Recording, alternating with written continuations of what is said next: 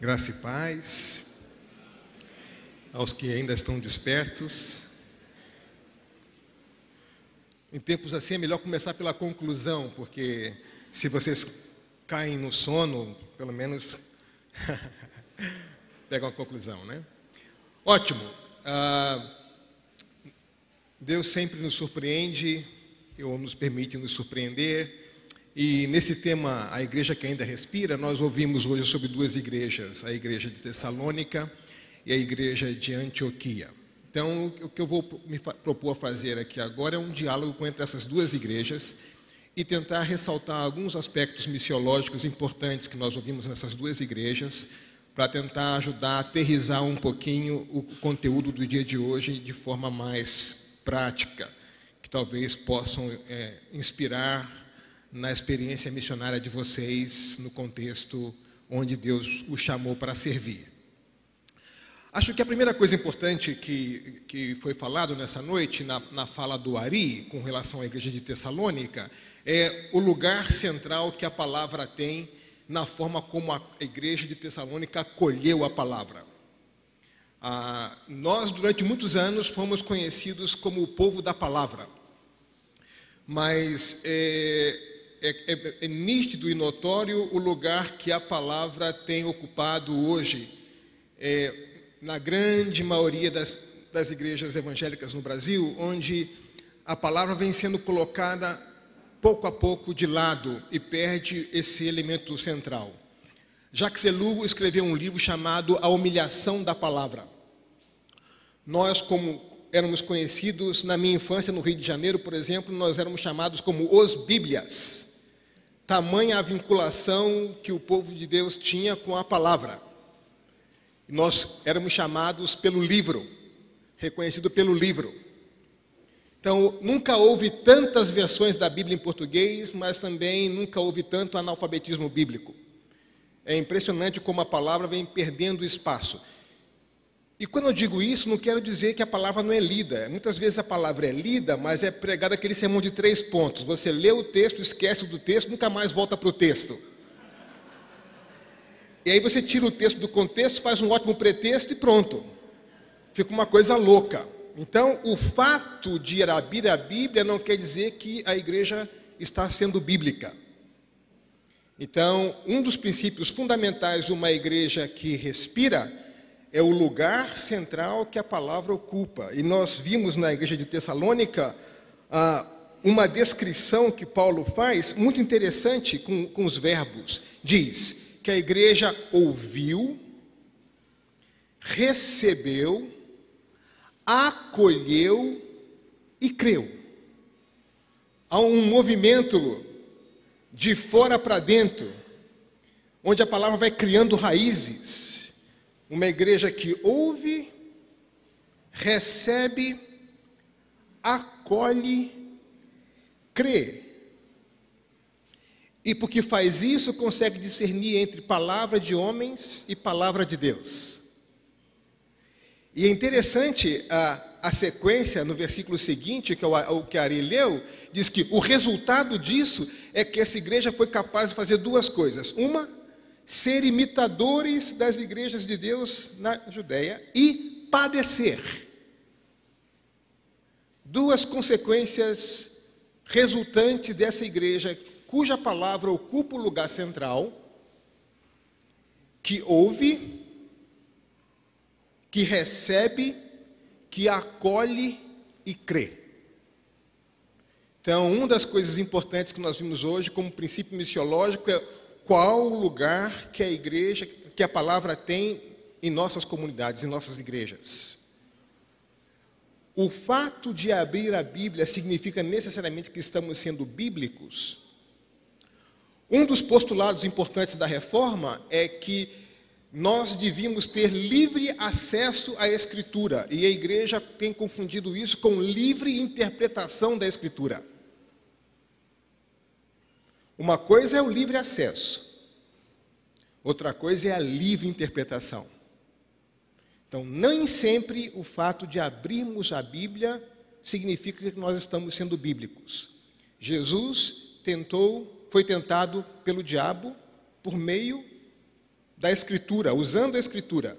Nem por isso o diabo estava sendo bíblico.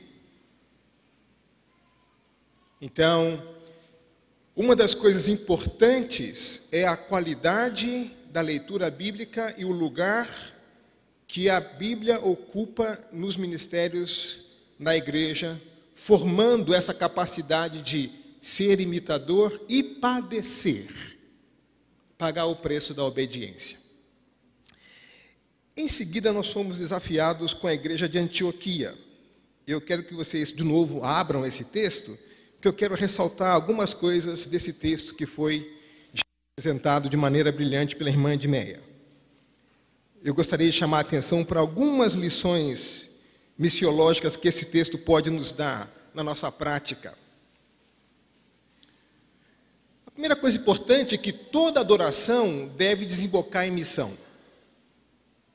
Toda igreja que adora ao Senhor, que ama ao Senhor, expressa o seu amor ao Senhor em adoração, em seguida ama aqueles a quem o Senhor ama. Então, se a nossa adoração comunitária não desemboca em missão, existe algo de equivocado na nossa adoração. A nossa adoração pode não passar de estado emocional alterado, quando o resultado dessa adoração não desemboca em missão. Então, uma igreja que ama o Senhor, logo vai amar aqueles a quem o Senhor ama. Uma igreja que adora, serve. Uma igreja que adora o Senhor, missiona. Toda adoração deve nos conduzir à missão. E essa experiência da igreja de Antioquia levanta pelo menos 3 desafios, ou desafios em 3 níveis. Nós temos o desafio do contexto, nós temos o desafio da liderança dessa igreja, e nós temos um desafio pastoral, a forma como essa igreja ouve.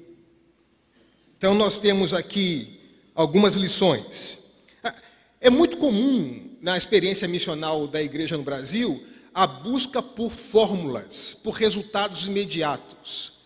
Em cada década surge uma onda nova, e aí todo mundo fala desse tema, todo mundo lê os mesmos livros, é a mesma linguagem, porque a procura de soluções, de fórmulas mágicas que resolvam o problema.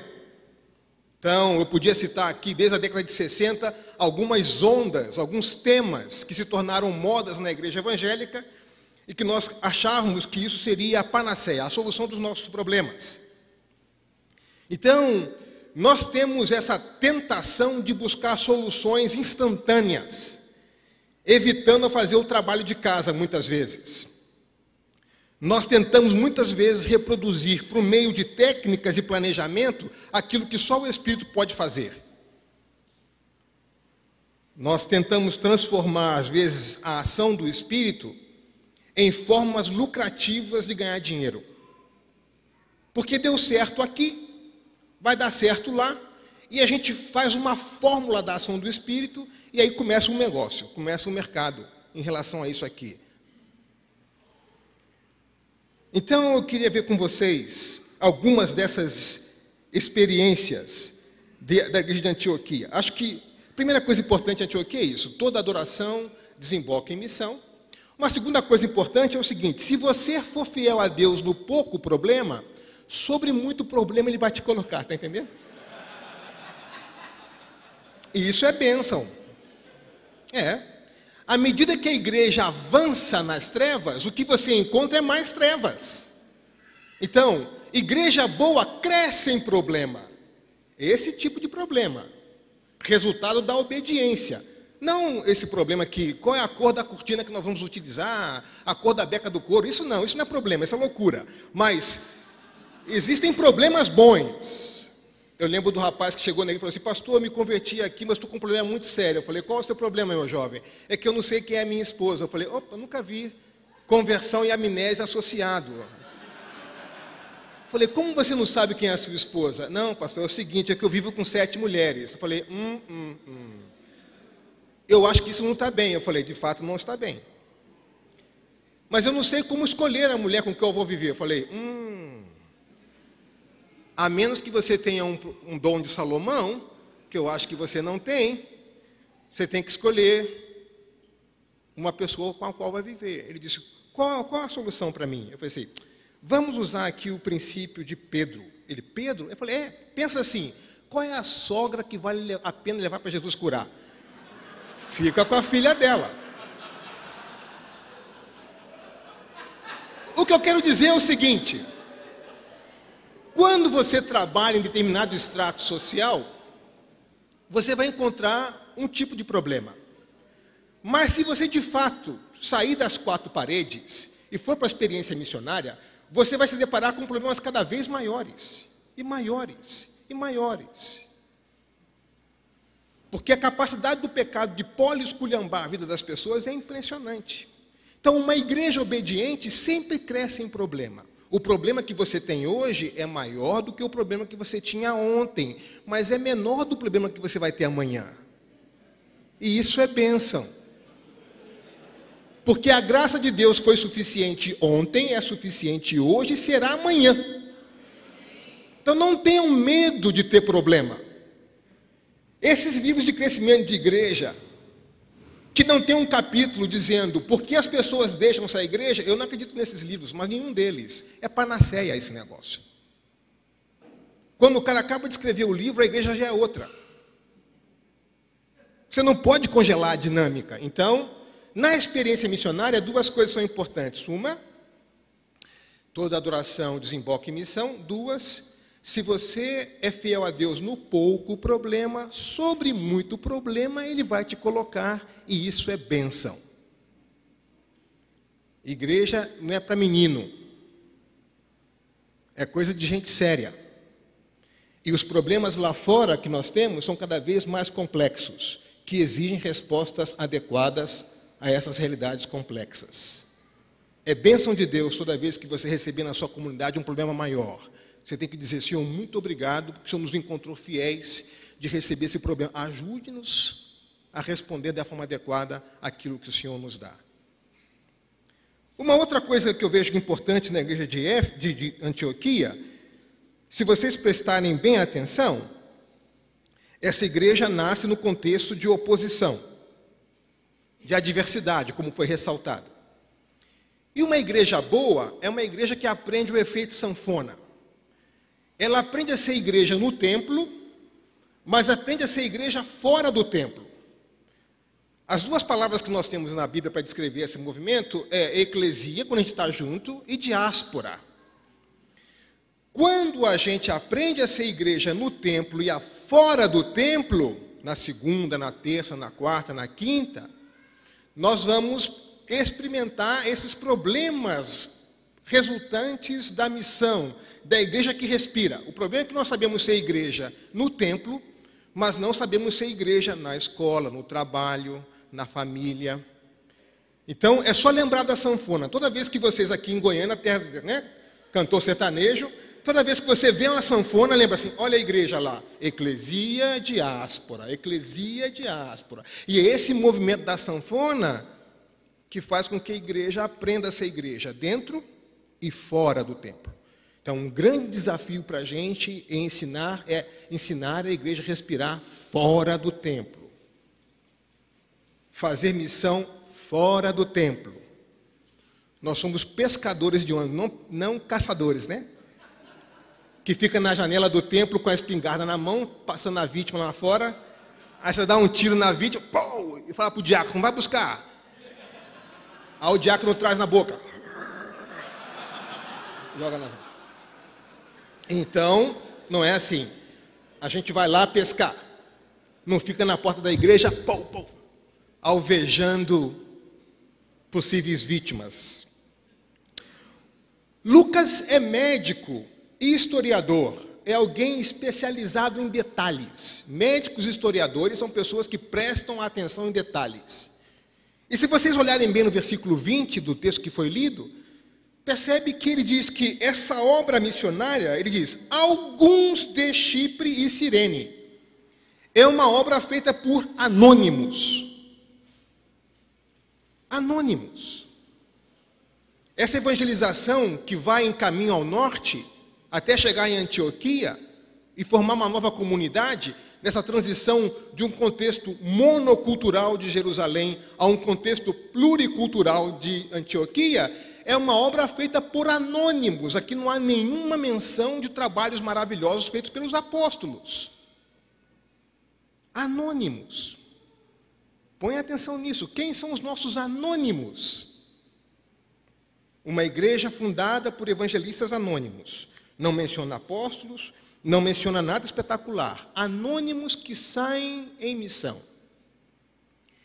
E é interessante que esses anônimos que saem em missão ultrapassam barreiras. Aqui é ressaltado as barreiras culturais, barreiras étnicas, de uma cultura judaica a uma multicultura de várias nações. Ou seja, nessa experiência missionária de ser igreja em Antioquia, vai surgindo uma comunidade onde aquilo que lá fora separa, aqui une. Uma nova forma de ser comunidade, uma nova forma de viver, uma nova composição cultural, uma nova composição social. Eu me lembro da experiência no Burundi, na África, onde os universitários fizeram algo que foi impressionante. No Burundi, um país dividido por duas etnias majoritárias, Tutsi e Hutus, que se matavam com certa frequência. E os estudantes universitários cristãos no restaurante universitário, Hutus, se levantaram um dia, buscaram 2 pratos de comida, serviram a si e os seus irmãos Tutsis. Isso criou um clima no ambiente universitário, no comedor. E aí os Tutsis, quando terminaram de comer, recolheram os seus pratos e os pratos dos nossos irmãos Hutus e levaram para lavar. O que eles não sabiam é que na universidade, naquele mesmo dia, o reitor da universidade estava no comedor universitário, no restaurante universitário. E no dia seguinte ele escreveu uma matéria no principal jornal do país. Até ontem eu conhecia 2 etnias no Burundi, mas ontem conheci uma terceira etnia que talvez possa nos mostrar o caminho de paz para esse país. São os chamados cristãos. E descreveu o que ele havia visto no comedor universitário. Quando você lê, ou quando você conversa com irmãos europeus que tiveram essa experiência missionária na África, muitos deles reconhecem, nós não trabalhamos adequadamente a dimensão da reconciliação étnica na nossa experiência missionária naquele contexto. Então, aqui em Antioquia, nós vemos um grupo que se forma de maneira multicultural, multiétnica, com uma múltipla composição social, formando uma comunidade alternativa. O que lá fora separa, aqui não. Essa comunidade da fé mostra uma nova forma de viver. Tem um aporte cultural importante. Eu me lembro do texto da Aspásia Camargo, cientista política no Rio de Janeiro, escreveu um artigo no Jornal do Brasil, o antigo Jornal do Brasil. Ela dizia o seguinte: o crescimento das seitas protestantes promovendo o espírito gregário, a solidariedade e a autoproteção, como demonstrou o censo recente do ISER, é sinal evidente de uma verdadeira sociedade civil, com novas redes de interação. Enquanto o Estado se enxuga até o limite de só lhe restar pele e osso, a sociedade organizada se expande. Ela viu no crescimento evangélico um crescimento da sociedade civil organizada, um aporte cultural importante. Eu estava na Inglaterra, vendo um jornal na BBC, e entra um repórter falando do Rio de Janeiro. Eu falei, como é minha cidade, eu fiquei ligado. Ele disse, aqui no Rio de Janeiro, nas favelas do Rio de Janeiro, 2 grupos sobem essa favela. 3 grupos, melhor dizendo. A polícia sobe para matar. Os narcotraficantes fazem o mesmo. Mas tem um grupo chamado cristãos evangélicos que sobem para trazer uma alternativa de vida. E começou a descrever o aporte cultural que a comunidade evangélica fazia naquele contexto. Então, na experiência de fé de Antioquia, há um aporte para a cultura. Muitas vezes, nossas igrejas estão presas na mentalidade de gueto. A gente acha que Deus é o Deus da nossa tribo. E a pergunta é, na nossa prática de missão, qual é o aporte cultural que a nossa comunidade dá a esse entorno, a esse contexto?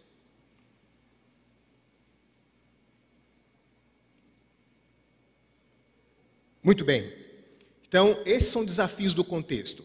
Primeiro, lidar com a adversidade. Como a irmã Edmeia mencionou, aquilo que nasceu para destruir a fé, a perseguição, foi justamente o que Deus usou para promover a fé. Então, como é que nós oramos nas situações de adversidade? Aquilo que se levanta para destruir a experiência de testemunho pode ser exatamente aquilo que Deus vai utilizar para fazer com que a coisa avance. 2, no caso da Antioquia, uma comunidade monocultural se forma agora como uma comunidade multicultural e ensina para o seu entorno uma outra forma de viver naquele contexto. Desafios do contexto. Agora, que tipo de líderes nós precisamos para uma comunidade, para uma igreja que respira? É interessante, de novo, seguir o texto e ver como é que Lucas, que é um historiador e um médico detalhista, que antes, no versículo 20, menciona alguns, quando ele vai falar de Barnabé, ele é bem específico. No versículo 23 diz assim: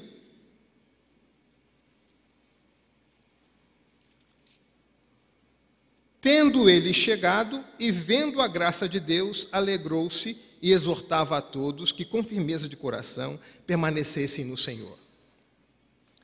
A primeira coisa que diz, que Barnabé faz, é que ele reconhece a ação de Deus no meio do povo.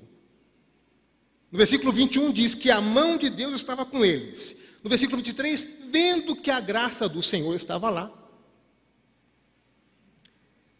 E aqui é necessário critérios maduros.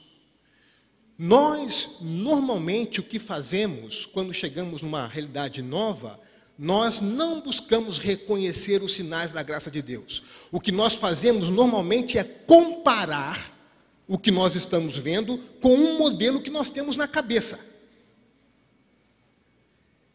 Barnabé não compara, ele reconhece. Antes de Barnabé chegar ali, Deus já estava trabalhando naquela comunidade.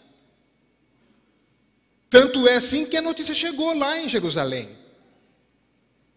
Quando você vai numa parte da cidade onde não há nenhum trabalho oficial cristão, a primeira coisa que nós devemos fazer não é comparar com a nossa igreja ou comparar com a nossa teoria missiológica, é dizer, quais são os sinais da graça de Deus nesse lugar? O que é que Deus está fazendo aqui? Como eu entro em sintonia com a ação de Deus aqui? A obra missionária não começa quando o missionário chega. Deus já está lá. O problema é que quando a gente chega e começa a comparar, se as coisas não cabem no nosso programinha, a gente enfia a goela abaixo uma receita. A gente enfia uma técnica goela abaixo.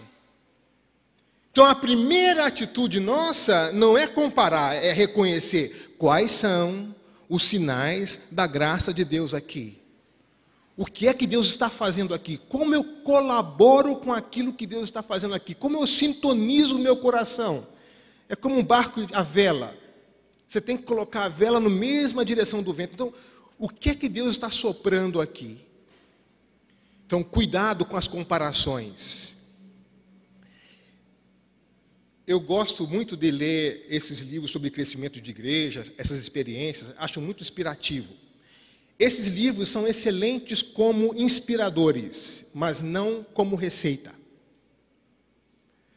Toda vez que a gente pega uma experiência A, B ou C e tenta implementar goela abaixo a nossa realidade, nós estamos afrontando, nós estamos violentando a realidade, nós estamos comparando uma situação e não reconhecendo a ação de Deus aqui. Gente, Barnabé não chegou lá e disse assim, gente, eu sou Barnabé, eu venho lá de Jerusalém, eu sou assim com os apóstolos, eu trouxe para vocês Jerusalém com propósito, é tudo que vocês precisam aqui. Eu trouxe para vocês a solução, Jerusalém, o modelo de crescimento ideal. Eu trouxe para vocês os 12 passos de Jerusalém, com direito a uma viagem. Não. Ele diz, o texto diz, ele reconhece a ação de Deus, se alegra com o que vê, encoraja os irmãos a continuarem. não vem com uma fórmula. Por melhor que sejam esses livros de crescimento de igreja, eles não conhecem a minha realidade. Eu sou pastor de uma igreja japonesa em São Paulo. Eles não sabem por que Mutsushi chora. Eu sei. Eles não sabem por que o Fukuda não veio ao culto. Eu sei. Então, esses irmãos escrevem esses livros para nos inspirar, mas não para nos ensinar regras e fórmulas. Que bom que Deus está agindo ali, acolá e além mar. Ótimo! O que isso traz para a gente? Que Deus continua agindo. Então, Senhor, o que é que o Senhor está fazendo aqui? Então, nós não copiamos, nós adaptamos, nós não usamos a experiência de outro como fórmula. Isso é preguiça. Isso é preguiça de não fazer o trabalho de casa. E a quantidade de violências que tem sido cometida na igreja evangélica brasileira por imposição de fórmulas. Pessoas íntegras têm sido afastadas dos ministérios simplesmente porque não copiou e não comprou a visão. Porque aqui a visão é essa. Quem não está na visão está fora da visão, está na divisão. Então, aqui Barnabé não impõe sobre Antioquia a experiência de Jerusalém. Ele reconhece a ação de Deus, se alegra e encoraja os irmãos. Não importa se tem 2 pessoas ou 2.000 pessoas. A pergunta é, quais são os sinais da ação de Deus aqui? E é nisso que a gente sintoniza. Não trazer a fórmula do verão e impor uma fórmula. Exige intencionalidade, exige critério maduro. Ele ministra ânimo. Então a pergunta é, na nossa prática missionária, como é que nós buscamos reconhecer a mão de Deus? Quais são os motivos que trazem ao nosso coração alegria? Como é que nós ministramos ânimo àquela comunidade? É impressionante, às vezes, você vai em determinado lugar, o irmão está pregando a vida inteira naquela igreja e ele crê que é a palavra de Deus. Mas chegou um livro novo com uma fórmula nova, ele diz, agora sim. Ué, o que você fez antes não era a palavra de Deus? Era o que então? A palavra de Deus só chega agora com esse livro? Que história é essa? Então, ele ministra ânimo. Isso nos impede de buscar a fórmula do momento. Essa tentação que gera um grande comércio evangélico no Brasil hoje. As fórmulas de crescimento de igreja. Isso gera um comércio enorme. Vende muito produto. Enche congressos. Enche encontros em hotéis. O povo se endivida para descobrir a fórmula. Aí chega na igreja, tenta aplicar a fórmula, não dá certo. E diz, acho que não aprendi certo, vou de novo lá, fazer recuperação. Bom, enfim, você já conhece essa consequência. Então, aqui nós temos algumas lições importantes. Discernir a ação do Espírito, entrar em sintonia com o fluxo do Espírito, reconhecer os sinais da ação do Espírito na comunidade, no lugar onde Ele nos colocou, e estar pronto para isso. Outro detalhe interessante nesse texto é que o mesmo Barnabé, que é apresentado como alguém que reconhece a ação de Deus, também é descrito por Lucas de uma maneira muito precisa. Diz que ele é um homem bom, cheio de fé e cheio do Espírito Santo. Precisa mais alguma coisa? Qual é o tipo de pessoas que a gente envia? Como é que nós formamos pessoas cheias de fé, boas e cheias do Espírito Santo? Essa é a descrição que ele faz. Desafios do contexto, desafios para a liderança. E aqui temos um desafio pastoral. A forma como a igreja de Antioquia ouve. Em Jerusalém, ouviram falar de algo que acontecia em Antioquia. E é interessante porque enviam Barnabé. Barnabé chega lá e, como foi mencionado, a solução para Antioquia não era voltar para Jerusalém, foi em Tarso buscar Saulo. Afinal de contas, eles têm uma igreja multiétnica, eles precisam de alguém que esteja habituado a viver em situações de culturas variadas. Precisam de alguém temente a Deus, com uma boa base bíblica. Não é isso? Paulo é alguém que cresceu num lar multicultural, foi educado aos pés de Gamaliel e teve um encontro pessoal com o Senhor. E não é à toa, então, que Barnabé pensou, como a irmã de meia disse, Paulinho, né? Esse é o cara. A solução para a igreja em Antioquia não estava em Jerusalém, estava em Tarso. Talvez os irmãos de Jerusalém, quando ouviram isso, ficaram preocupados. Aí chamaram para conversar depois, né? Isso é interessante. Esse homem cheio de fé, bom e cheio do Espírito Santo. Então, nós temos aqui a forma como nós ouvimos. Jerusalém ouviu notícias da situação em Antioquia. Respondeu com aquilo que lhe era possível. Envia Barnabé. Tempos depois, a igreja de Antioquia ouve falar da fome que vai acontecer em Jerusalém. E essa igreja responde, agora enviando Paulo e Barnabé com recursos para ajudar os irmãos em Jerusalém. E a pergunta é, como é que nós ouvimos os relatos que chegam até nós em nossas igrejas? Nós ouvimos com a atenção pastoral adequada, onde a gente aprende a relacionar possibilidades com necessidades, ou nos empapamos de informação sem nenhuma preocupação pastoral? Notícias chegou a Jerusalém. Os irmãos oram e discernem, enviem Barnabé. Notícias chegaram a Antioquia. E os irmãos respondem, recolhem uma oferta e diz, irmão Paulo, irmão Barnabé, levem aos nossos irmãos essas ofertas. Então, em Antioquia, nós vemos essa experiência que exige de nós atenção aos desafios do contexto, o aporte e as adversidades. Exigem de nós o desafio para a liderança. Líderes bons, cheios do Espírito, de fé, que são capazes de discernir a ação de Deus, entrar em sintonia com a ação de Deus, encorajar o povo e animar o povo na obediência, e não impor sobre o povo uma fórmula pré-estabelecida. Da mesma forma, nós vemos o desafio pastoral, a maneira como nós lidamos com as notícias.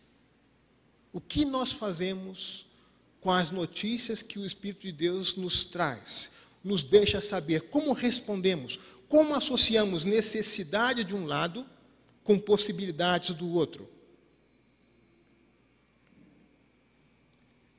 Na igreja de Tessalônica, o lugar da palavra e a atitude da igreja frente à palavra mostrou que essa igreja continuava viva. Na experiência de Antioquia, nós vemos como, primeiro em Jerusalém, e em seguida em Antioquia, essa sintonia com a ação do Espírito e essa capacidade de ler para além da história, para ver para além da realidade visível, o que Deus estava fazendo. É muito interessante, né? A igreja de Antioquia não nasce de planejamento estratégico. O irmão Estevão, é o seguinte, os irmãos aqui reunidos aqui no aposento superior, resolveram fazer um plano de missões estratégico, onde Antioquia é o nosso campo imediato. Então é o seguinte, irmão Estevão, você vai lá, provoca as autoridades judaicas, nós seremos perseguidos, você será morto, e aí com a sua morte o povo vai para lá, e a gente começa a igreja de Antioquia. Tudo bem, irmão Estevão? Planejamento estratégico. Vamos fazer um omelete. O irmão Estevão entra com a carne e a gente entra com os ovos. Não. Nasce da ação do Espírito, dessa capacidade de ver para além daquilo que está estabelecido. Eu tenho 6 minutos, deixa eu contar uma historinha para vocês. Nós somos uma igreja de japoneses lá em São Paulo, como vocês podem ver pelos meus olhos, né?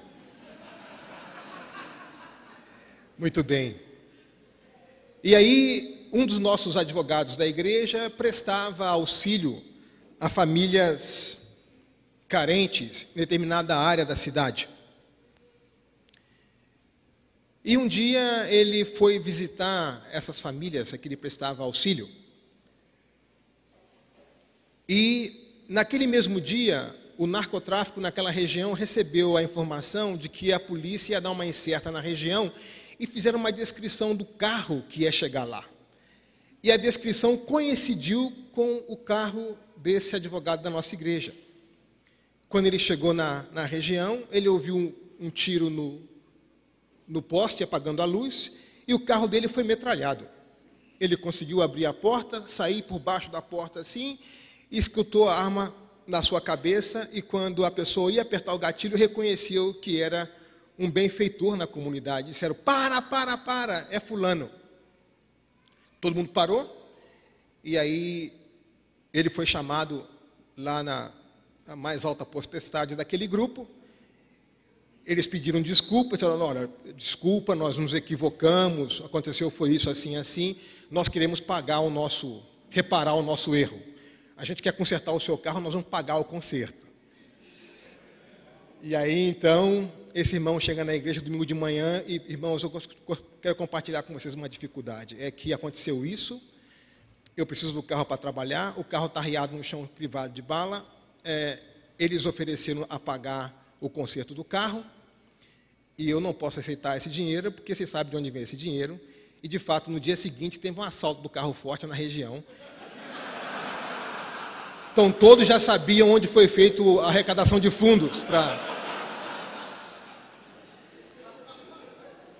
E a pergunta é, o que a gente faz aqui na igreja, né? Para o culto, vamos orar. Então, enquanto nós orávamos, eu recebi um papelzinho na minha mão na frente, dizia assim, um telefone, sem nome, dizia assim, fulano, não se preocupe, amanhã liga nesse número, você vai ter um carro novo para poder trabalhar. E não aceita o dinheiro, diga para o pessoal usar esse dinheiro na comunidade mesmo e tudo bem. Bom, o fato foi que essa experiência criou um vínculo entre a nossa igreja e essa comunidade. Depois nós pegamos aquele mapa da exclusão social de São Paulo e vimos que era uma região bem excluída na cidade. E nós pensamos, será que Deus nos chama para o ministério ali? E nós começamos um ministério lá com as crianças. Hoje são 21 anos esse trabalho lá. Começamos na casa das pessoas, a coisa foi crescendo, fomos para a associação de moradores, a coisa foi crescendo, fomos para o circo escola, já não tinha mais como abrigar as crianças. E aí, então, nós começamos a orar, Senhor, o que nós vamos fazer aqui? Um dia a gente recebe um telefonema na igreja, de um irmão no Havaí, dizendo, olha, eu estava orando aqui e Deus me disse que eu tenho que apoiar um trabalho com crianças no Brasil. Eu sou japonês, moro aqui no Havaí, vocês podem me receber, me deram o telefone de vocês. A gente nunca viu a pessoa, ele apareceu lá na igreja. Mas nós fazíamos uma coisa muito pequena em relação aos outros projetos. E ele ficou 2 dias em São Paulo. Num dia, nós visitamos vários projetos com ele, e no final do último dia, ele falou assim, eu vou embora para os Estados Unidos de volta. Eu quero perguntar a vocês, vocês não fazem nada? A gente faz, mas por que vocês não me apresentaram o que vocês fazem? É porque é muito pequeno o que a gente faz, a gente achou melhor apresentar você outros projetos. Não, no caminho para o aeroporto, deixa eu passar para ver o que vocês fazem. Tá bom. E aí fomos. Passamos lá. Quando chegamos no aeroporto, na hora dele embarcar, ele antes de embarcar, mete a mão no bolso, tira um envelope e diz, olha, aqui tem 3 cheques assinados em branco. Eu quero que vocês comprem uma propriedade nessa favela, eu quero que vocês construam uma escola para essas crianças e que equipem. Me informem o valor para que eu possa saber o valor do cheque que vai ser depositado, descontado. Igreja de japonês, né? O olho arregalou, né? Aquele milagre. Você vê o tamanho do milagre.